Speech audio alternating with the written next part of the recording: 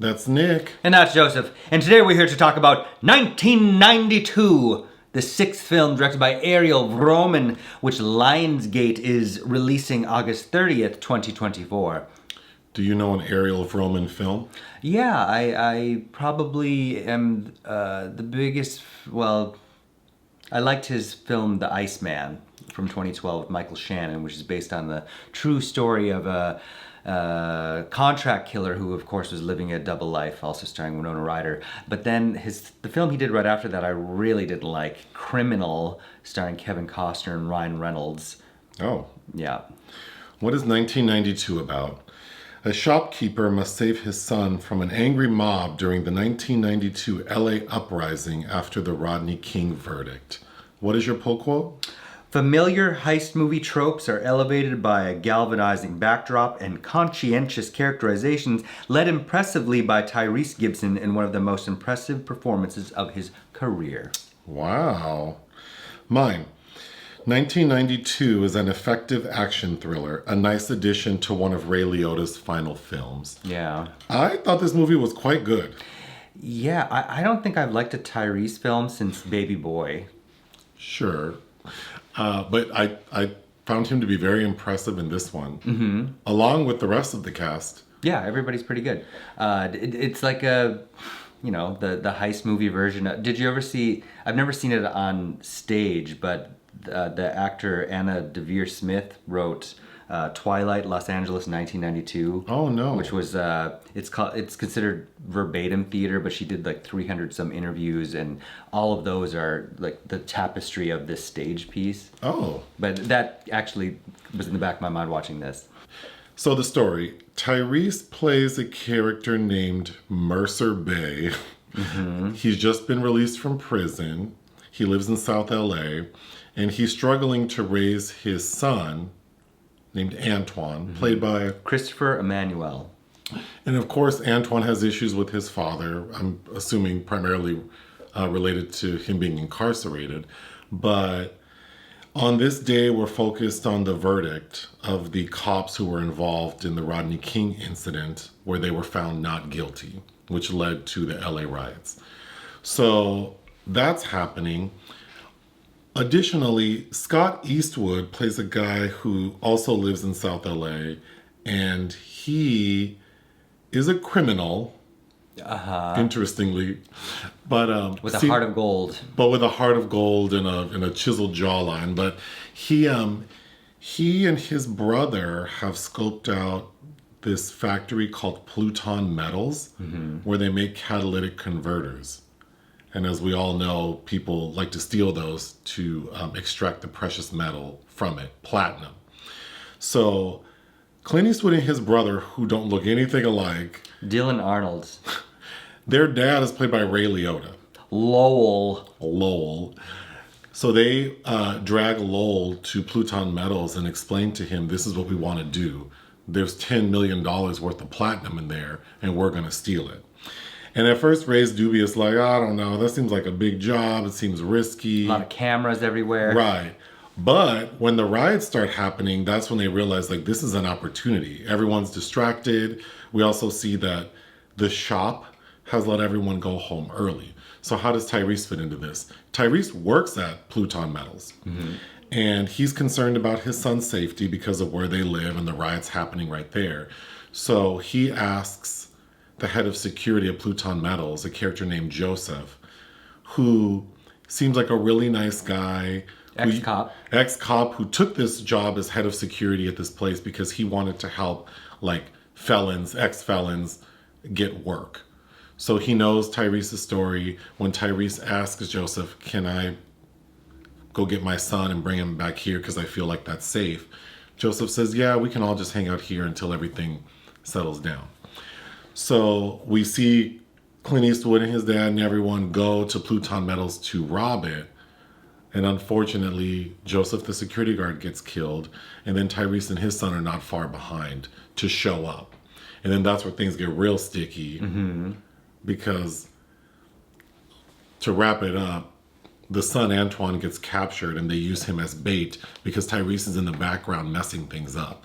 Like he removes the starter from the van that's carrying the platinum so they can't leave. He's captured Clint Eastwood's character and tied him up.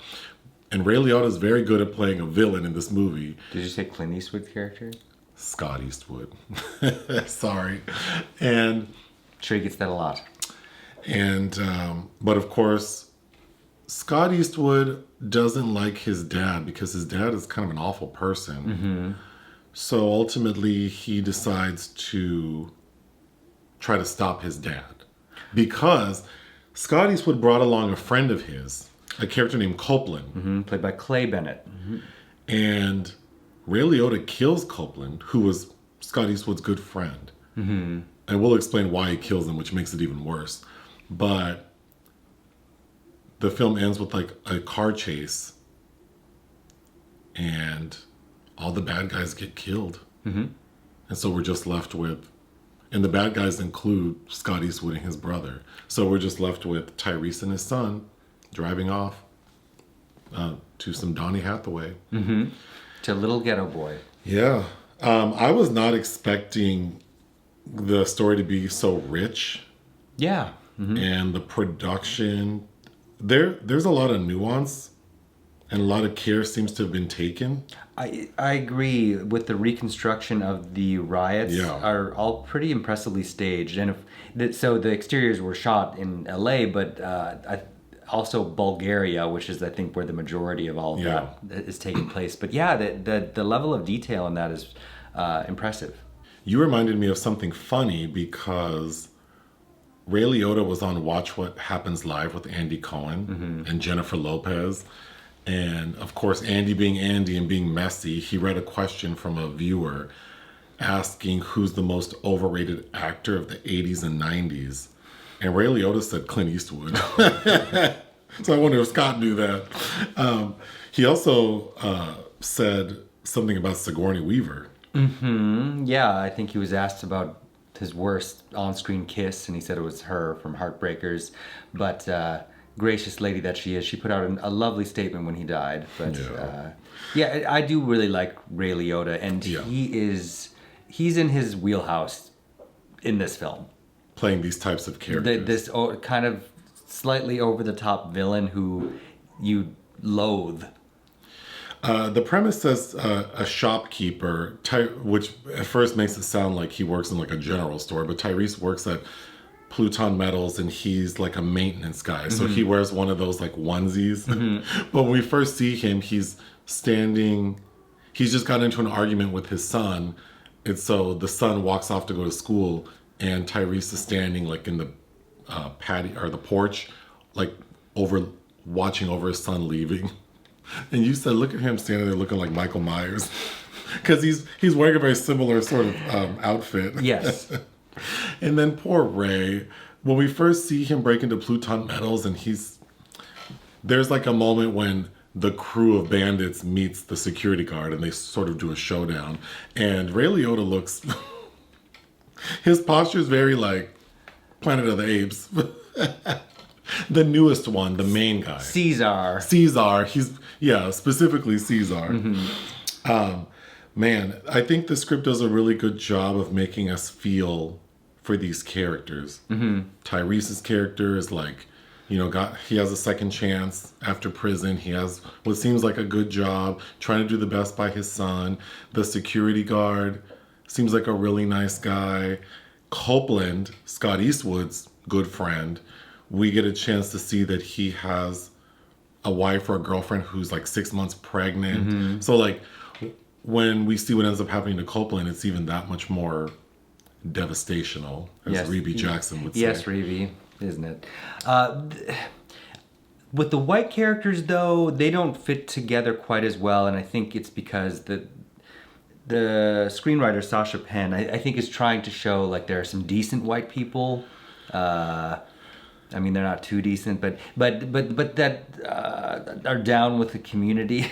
They're an odd trio, because Scott, we see him riding around in the hood, dapping everybody, and it's like, okay, with his little scorpion tattoo. And then his brother, who's like a little twink, is also like in the mix. And it just feels odd that these two don't even look like they'd be kinfolk, and then Ray Liotta is so despicable. You came from the loins of Ray Liotta, and who's not racist. He's just like an asshole, but it just feels odd. Like it's an odd trio. Yeah.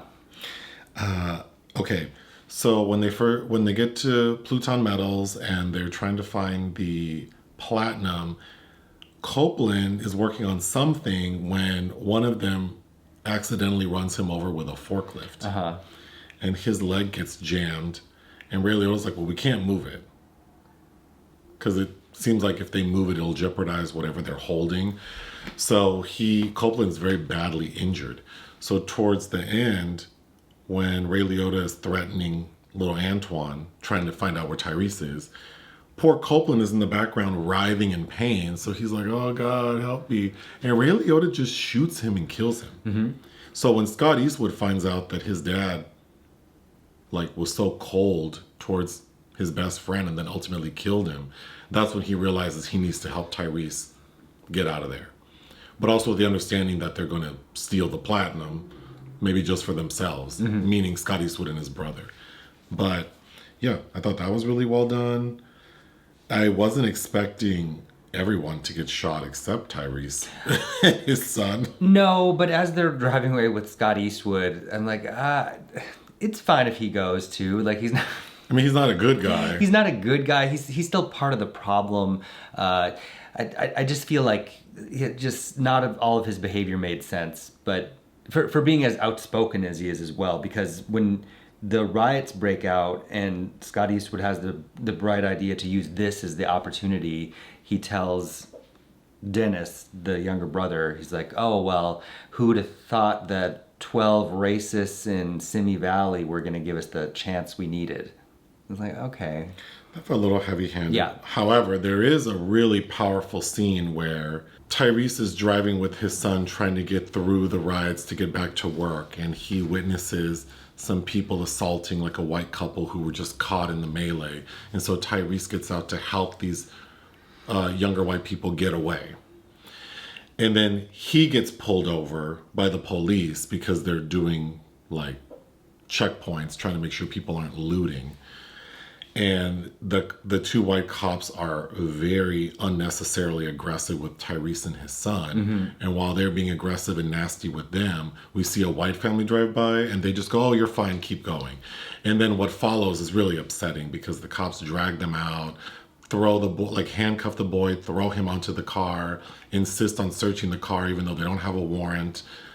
They do search the car, they don't find anything, and then of course they say "Well, we better not see you around here." No apology, just oh yeah. Which is not unexpected, but that was, I thought, very well done and very upsetting. Standard operating procedure, yeah. One part of the story that the ending was a little off to me because we see that the van that was carrying all the platinum, the van that Scott Eastwood's driving, crashes, flips over, Scott Eastwood and his brother dead, and all the platinum has fallen out onto the street, and then we just see Tyrese drive away. And I'm glad that he didn't take any, because it's not that would just get him into trouble. But I don't know what, I guess I don't know what he would have done, because there were no cell phones, or I kind of wish that I guess it's a fine ending. What did you think about the ending? Maybe a little tad anticlimactic. It actually, now it's also bringing to mind this Walter Hill film I really like with Ice-T and Ice Cube called Trespass, and Bill Paxton. That's worth a look if you haven't seen it, from 92. But yeah, it works just fine, but the crescendo, the climax is a little standard. The film premiered back in 2022. Yeah, well, it had a premiere screening in Hollywood, and then I believe they didn't have a distributor, so Lionsgate just very recently came on board. But yeah, it's sat for 2 years, and then because of that is the last theatrical release of a Ray Liotta film. But I hope people go see this because I really did enjoy it. Yeah, even the poster art actually is pretty good. Yeah, I guess when you hear something has been on the shelf for 2 years, there are automatic aspersions. the aspersions have been cast upon its reputation already, which is too bad. And I think Vromen is a decent director overall. So What would you give 1992? 3. I think it's good. 3 out of 5. Join us on Patreon and listen to our podcast. Bye.